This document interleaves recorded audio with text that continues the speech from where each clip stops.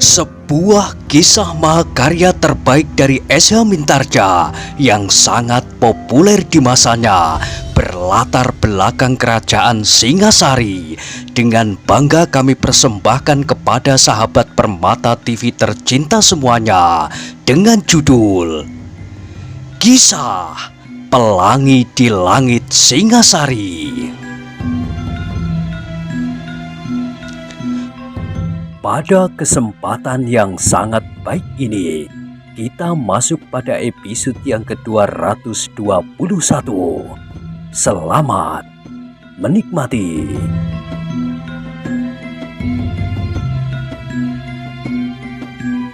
Pada episode sebelumnya telah diceritakan, wajah yang beku itu kini menjadi semakin tegang. Namun sejenak kemudian, kembali meledak suara tertawanya yang mengerikan itu.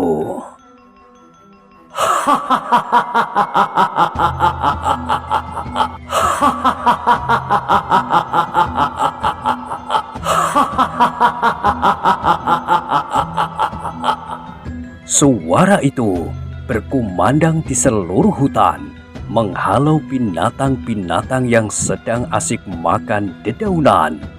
Harimau-harimau yang sedang tidur nyenyak serentak terbangun dan mengaum bersahut-sahutan.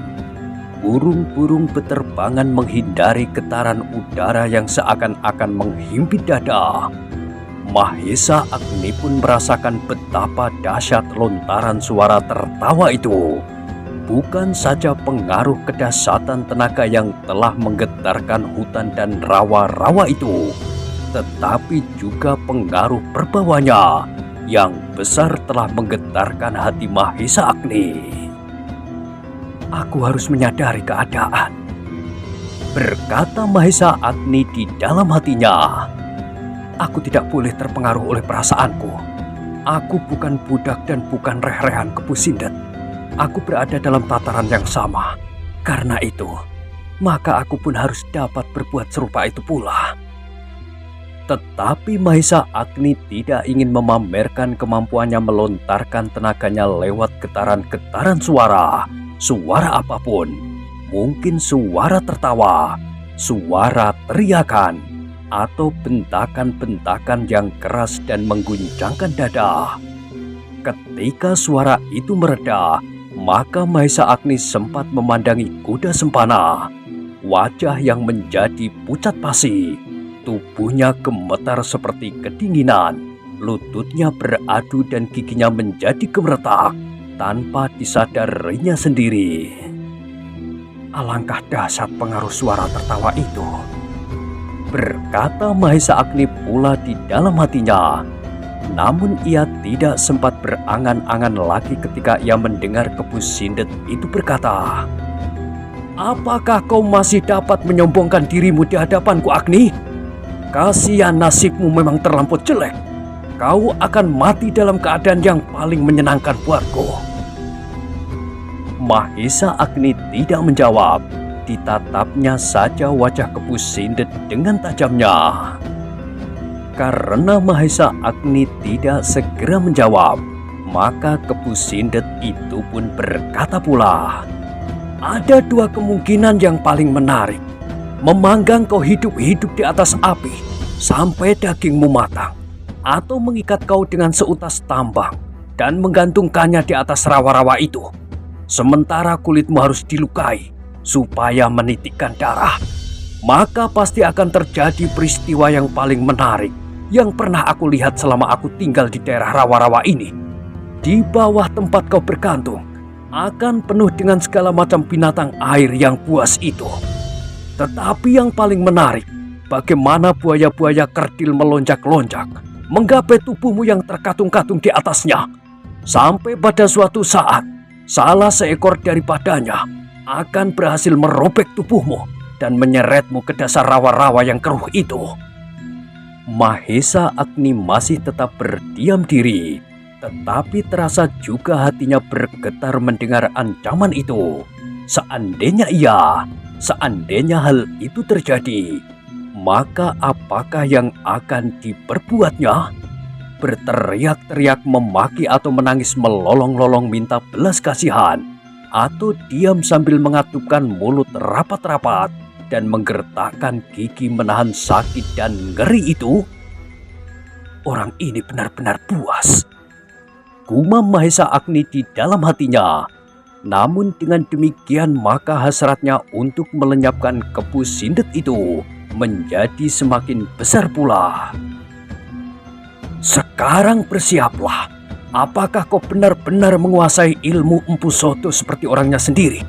Hei, apakah kau juga memiliki tongkat panjang seperti milik Empu Soto dan senjata semacamnya yang disebut rangkapannya? Mahesa Agni tetap membisu. Setan kecil! Kepu Sindet hampir berteriak. Bersiaplah, sudah sampai saatnya kau mati dalam keadaan yang paling menyedihkan. Mahesa Agni sama sekali tidak mengucapkan kata-kata, tetapi kini ia berkisar selangkah mempersiapkan dirinya. Dilihatnya Kepu Sindet telah bersiap pula menghadapi setiap kemungkinan. Mahesa Agni akhirnya menjadi muak mendengar suara Kepu Sindet itu, sehingga tanpa sesadarnya ia menjawab, berbuatlah menurut kehendakmu, aku pun akan berbuat sesuai dengan kehendakku sendiri. Oh, kau benar-benar telah menjadi gila. Mungkin pengalamanmu di sini telah benar-benar membuatmu kehilangan keseimbangan. Tetapi meskipun demikian kau harus tahu bahwa menyerah akan menjadi jauh lebih baik daripada mencoba mengadakan perlawanan, yang pasti juga tidak akan berarti apa-apa kecuali menambah kemarahanku saja. Mahesa Agni tidak menjawab. Dalam saat-saat terakhir itu, ia mencoba mengingat segala pesan gurunya. Ia tidak boleh tenggelam dan kehilangan akal menghadapi segala macam sikap Kepu Sindet. Kekasaran dan kepuasannya harus dihadapinya dengan tenang.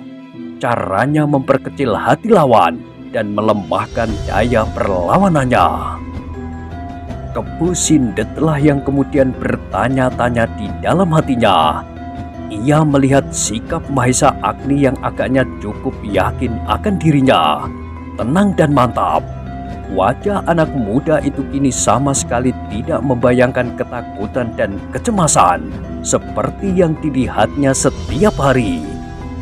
Dengan demikian maka Kepu Sindet kini yakin bukan Mahesa Agni lah yang menjadi kehilangan kepribadiannya, tetapi ia sendirilah yang terkecoh oleh anak itu. Terdengar Kepu Sindet menggeram, katanya berdesis, kau memang bodoh Agni, atau kau memang mencoba membunuh diri, Tetapi cara membunuh diri yang kau pilih adalah cara yang salah. Mahesa Agni tidak menjawab. Kini ia berdiri tegak menghadap ke arah Kepu Sindet dengan kaki merenggang. Ia melihat di tangan Kepu Sindet itu tergenggam sehelai ikat pinggang kulit yang tebal sekali.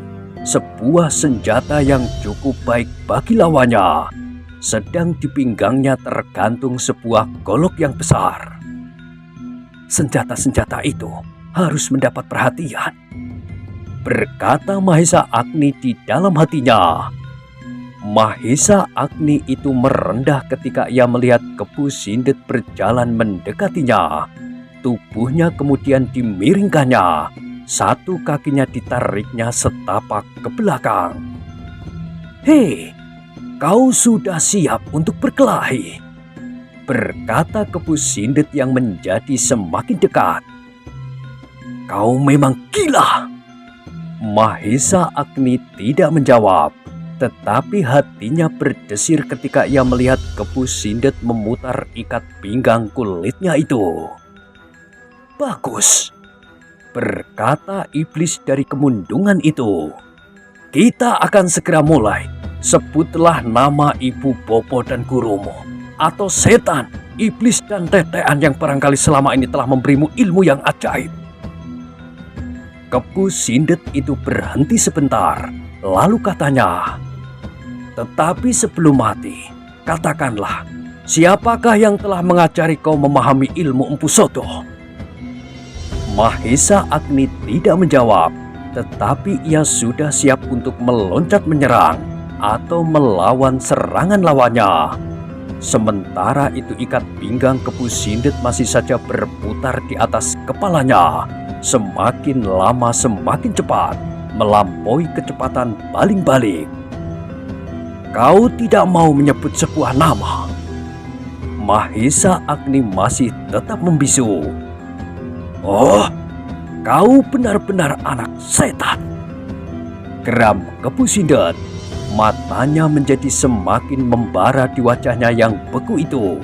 Selangkah ia maju dan kini putaran ikat pinggangnya menjadi condong. Mahesa Agni berkisar setapak. Sekali lagi dadanya berdesir ketika tiba-tiba saja ia melihat Kepu Sindet meloncat sambil berteriak nyaring. Suaranya bergema di seluruh hutan dan mengguncangkan pepohonan. Iblis dari kemundungan itu sudah mulai.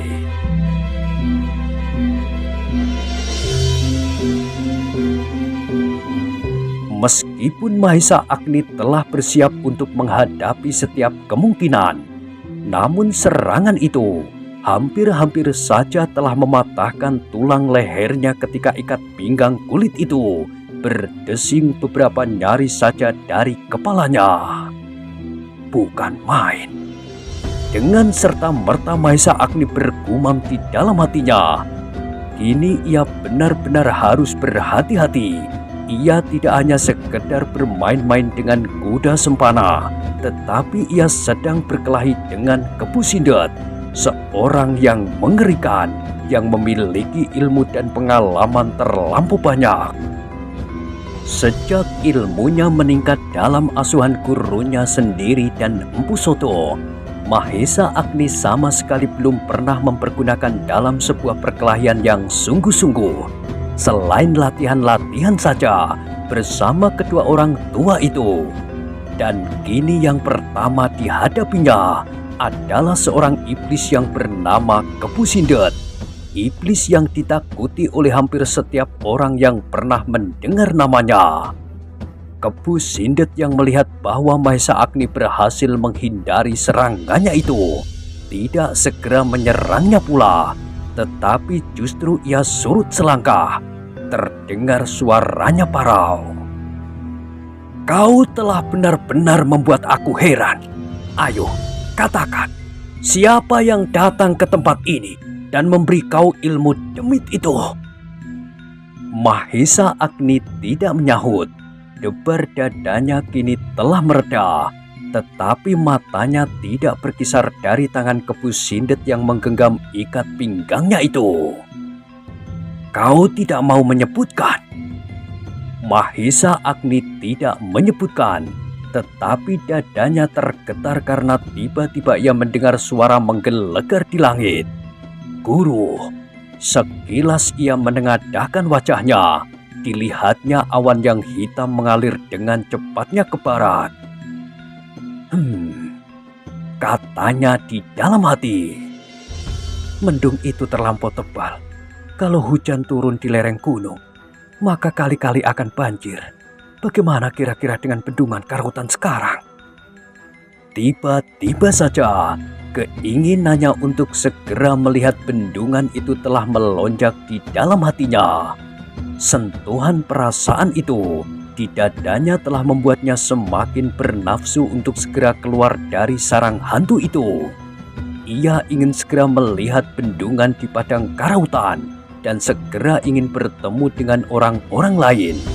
Sekilas terbayang wajah pamannya, Empu Gandring yang mencoba melindunginya.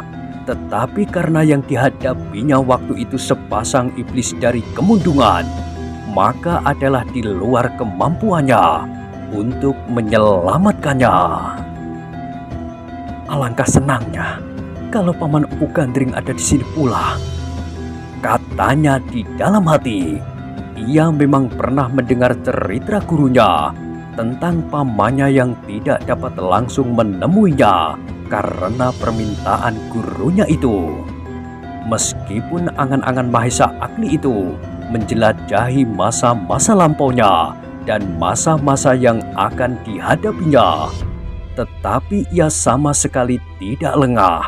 Segera ia melihat tangan Kepu Sindet yang memutar ikat pinggangnya itu bergerak. Secepat itu pula ia melihat Kepu Sindet meloncat menyerangnya pula. Kini serangan iblis itu mendatar rendah mengarah ke dada Mahesa Agni. Dengan sigapnya pula Mahesa Agni mengelakkan dirinya. Selangkah ia meloncat surut. Ia ingin membalas serangan itu dengan serangan pula. Tetapi ternyata gerak Kepu Sindet cukup cepat untuk menyusulnya dengan sebuah serangan pula. Adalah suatu keuntungan bagi Mahesa Agni bahwa sampai saat itu Kepu Sindet belum menjajaki ketinggian ilmu Mahesa Agni, sehingga Kepu Sindet masih menganggap bahwa Mahesa Agni tidak lebih dari seorang anak muda yang sombong, yang terlalu merasa dirinya cukup mampu untuk melawannya. Dengan demikian maka Kepu Sindet masih belum sampai pada puncak ilmunya. Kecepatan dan kekuatannya masih belum dikerahkannya seluruhnya.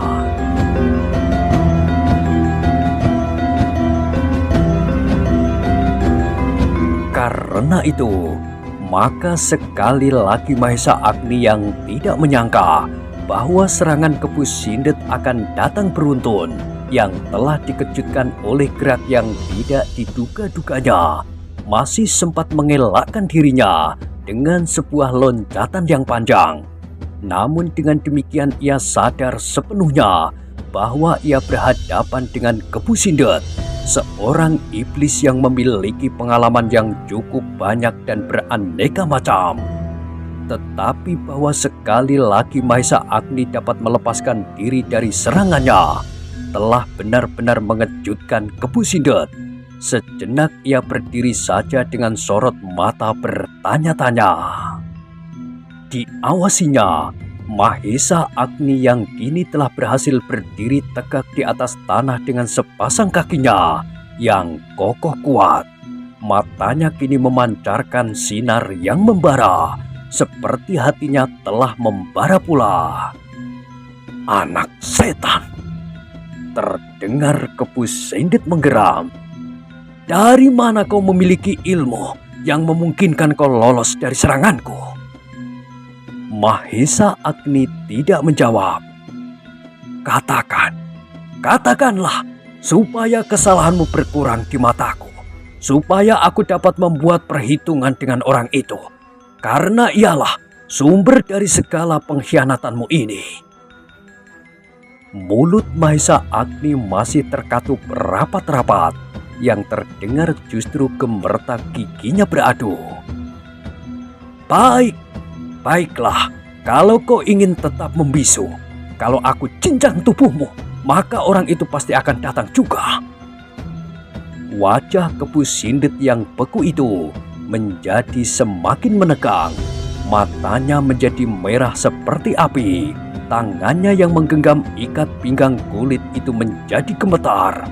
Selangkah ia maju, kepuasan yang mengerikan kini membayang semakin nyata di wajahnya. Ketika guruh meledak di langit itu, Kepu Sindet meloncat secepat kilat menyerang Mahesa Agni dengan ayunan ikat pinggangnya. Suara yang berdesing telah menyambar telinga Mahesa Agni, namun ia masih sempat menghindarkan kepalanya dari sentuhan ikat pinggang kulit itu. Ia kini sadar sepenuhnya bahwa Kepu Sindet sudah sampai ke puncak kemarahannya. Ia harus menjadi semakin berhati-hati.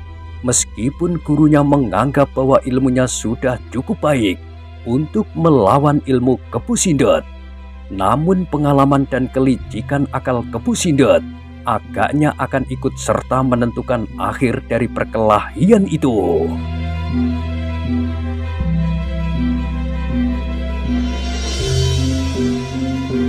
Karena Mahesa Agni berhasil menghindari serangannya pula, maka Kepu Sindet menjadi benar-benar terbakar hatinya. ia semakin mendapat gambaran tentang kemampuan lawannya yang selama ini dianggapnya sudah lumpuh sama sekali. Ternyata ia masih berhasil menghindari serangannya beberapa kali. Dengan demikian maka Kepu Sindet berpendapat bahwa Mahesa Agni telah benar-benar menemukan sesuatu kekuatan yang dapat dibanggakannya, sehingga ia telah berani langsung melawannya. Itulah sebabnya maka Kepu Sindet berusaha memperbaiki keadaannya. Ia tidak lagi menganggap bahwa Mahesa Agni hanya sekedar menyombongkan dirinya karena ia tidak mampu memperhitungkan kekuatan Kepu Sindet yang sebenarnya. Tetapi ternyata bahwa Mahesa Agni memiliki kemampuan yang cukup pula, bahkan di luar dugaannya. Tetapi Mahesa Agni pun telah memperhitungkan segala kemungkinan, sehingga ia pun segera menyesuaikan dirinya. Ketika ia melihat mata Kepu Sindet seakan-akan telah menyala, maka sampailah Mahesa Agni pada kesimpulan bahwa perkelahian itu akan segera sampai pada puncaknya. Demikianlah sebenarnya yang terjadi itu. Ketika Kepu Sindet dengan darah yang mendidih berusaha segera melumpuhkan lawannya, maka Mahesa Agni pun segera menuangkan segala ilmunya untuk melawannya. Dengan demikian maka perkelahian itu pun segera meningkat menjadi semakin seru. Kepu Sindet dengan garangnya menyambar-nyambar seperti seekor burung alap-alap, cepat dan mendebarkan jantung. Namun Mahesa Agni pun mampu melawannya dengan kecepatan yang seimbang. Tubuhnya seakan-akan menjadi seringan kapas, namun tenaganya menjadi sekuat banteng ketaton.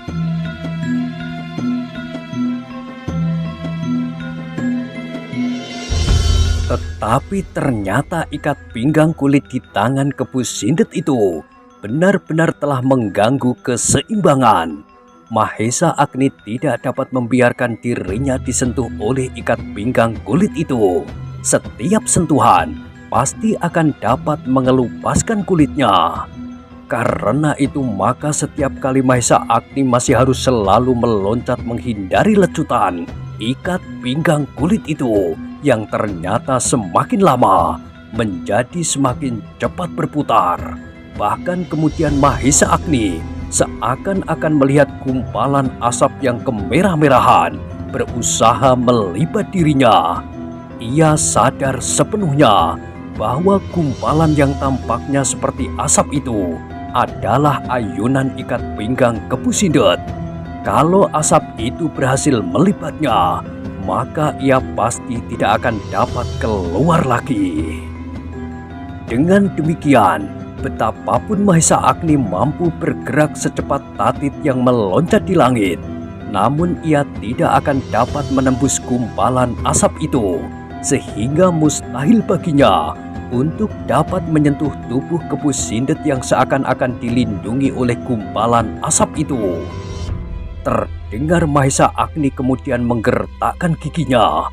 Betapapun ia mencoba memutar otaknya, namun ia melihat kesulitan yang tak tertembus olehnya. Seandainya kemampuan mereka berimbang, namun Kepu Sindet menggenggam senjata di tangannya, maka keseimbangan itu pun pasti akan terganggu.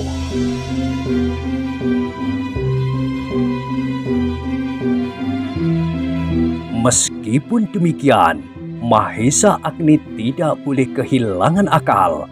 Yang dapat dilakukan sementara adalah menghindari sentuhan ikat pinggang kulit itu. Tetapi ikat pinggang kulit itu seolah-olah mempunyai beberapa pasang mata, sehingga kemanapun ia menghindar, maka ikat pinggang itu selalu menyambarnya, mematuk dan berusaha melibatnya. Mahesa Agni kemudian berdesah di dalam hatinya.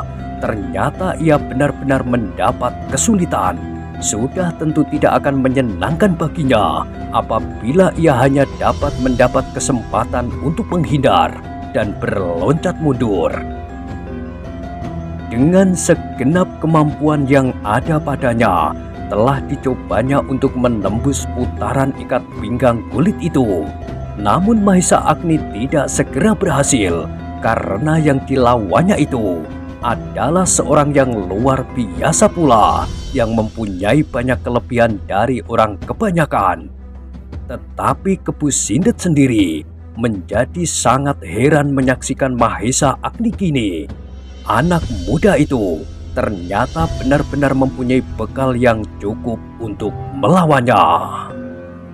Adalah tidak masuk akal bahwa Mahesa Agni masih saja dapat menghindarkan dirinya, meskipun ia telah berusaha sejauh-jauhnya melibat anak muda itu dengan putaran ikat pinggang kulitnya. Meskipun Mahesa Agni agaknya mengalami kesulitan, namun ia masih saja mampu melepaskan dirinya. Bahkan kadang-kadang masih juga berusaha menyerang, menembus perisai yang dibuatnya.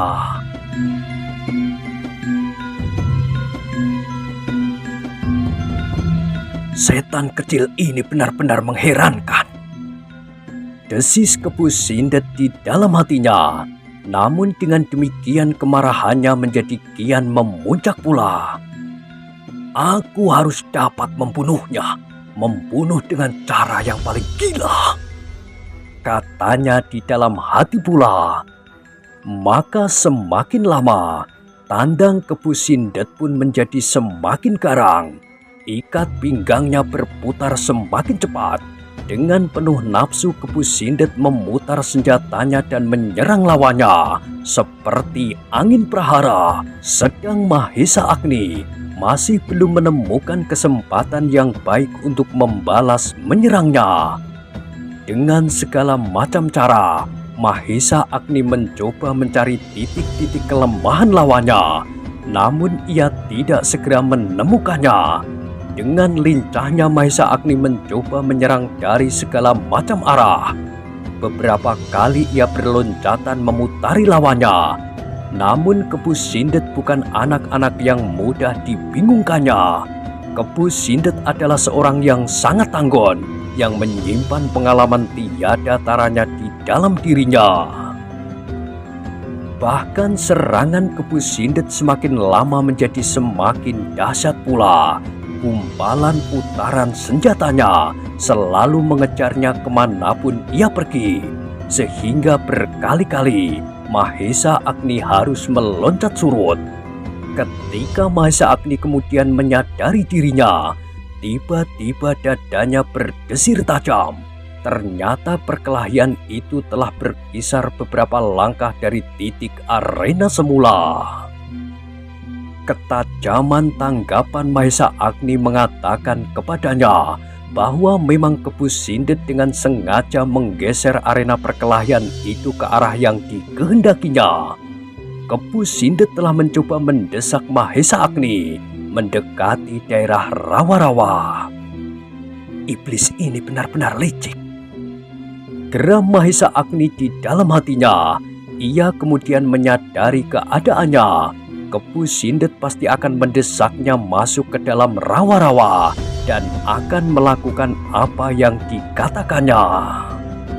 Setidaknya, ia akan melihat tubuhnya terpelanting masuk ke dalam rawa-rawa yang coklat berlumpur itu, yang kemudian pasti akan menjadi makanan buaya-buaya kerdil dan binatang-binatang air lainnya.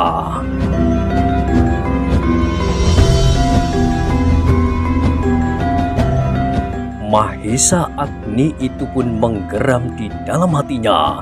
Dihentakkannya segenap kekuatan dan kemampuannya untuk mencoba menembus senjata lawannya. Namun ternyata ia masih belum mendapat kesempatan. Aku tidak boleh menjadi korban karenanya, Mahesa Agni berkata di dalam hatinya.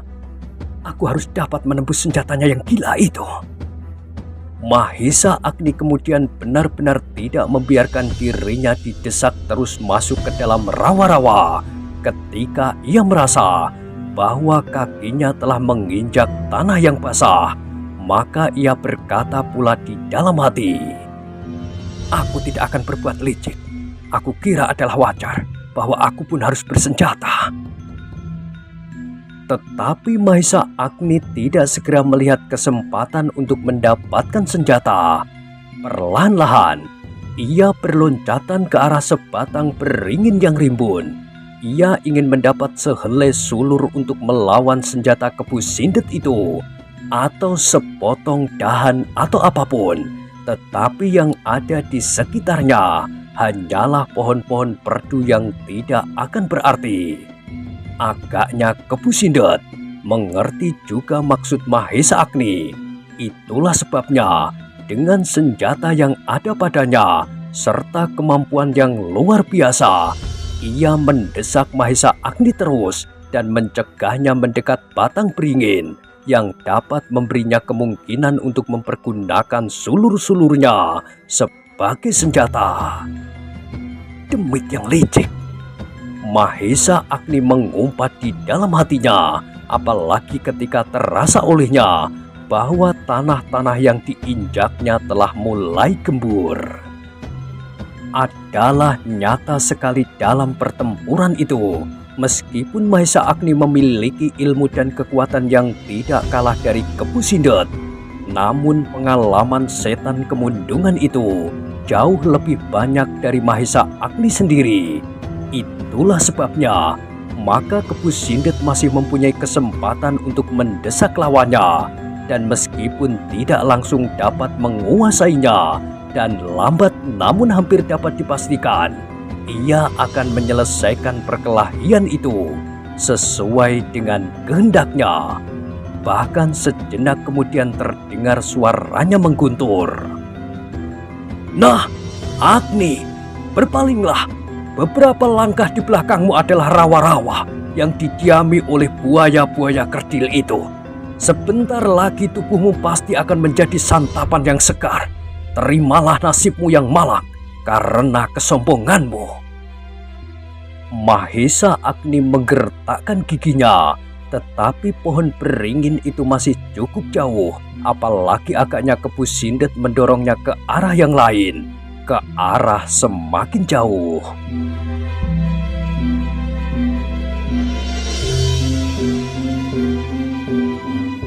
Dengan segala kemampuan, Mahesa Agni telah mencoba melawan, tetapi senjata lawannya benar-benar telah merubah keseimbangan.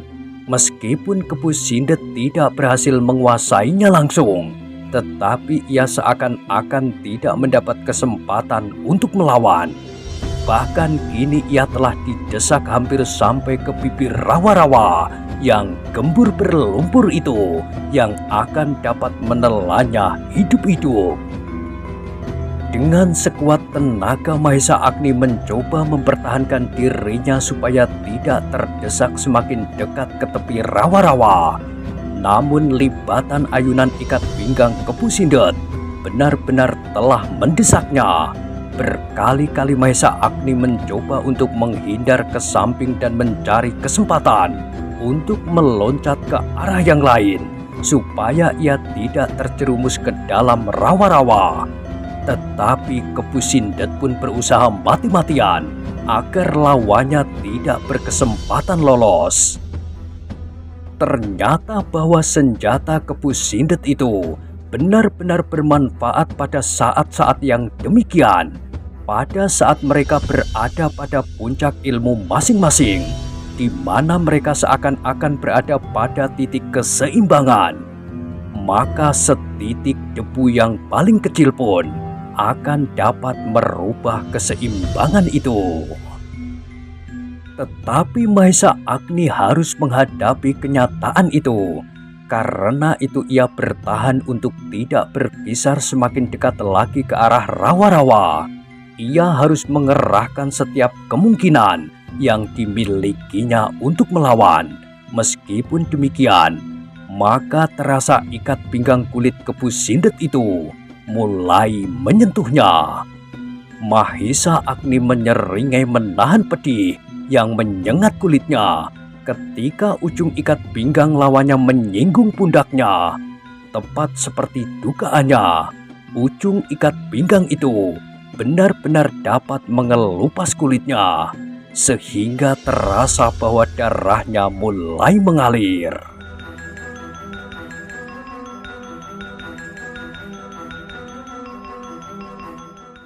Nah, bagaimanakah kisah selanjutnya? Silahkan ikuti terus kisah Pelangi di Langit Singasari pada episode berikutnya. Sampai jumpa.